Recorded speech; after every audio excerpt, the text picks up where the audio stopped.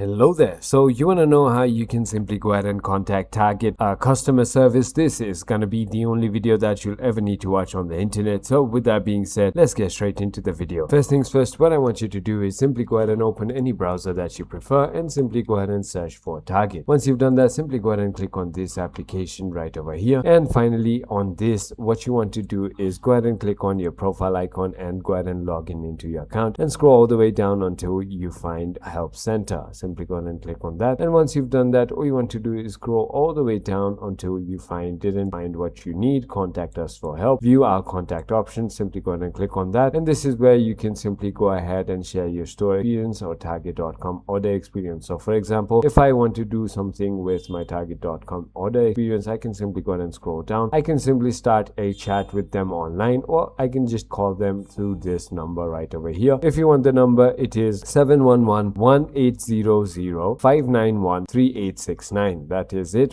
So I hope this video was helpful to you. If it was, hit that like button, and I'll see you on the next one.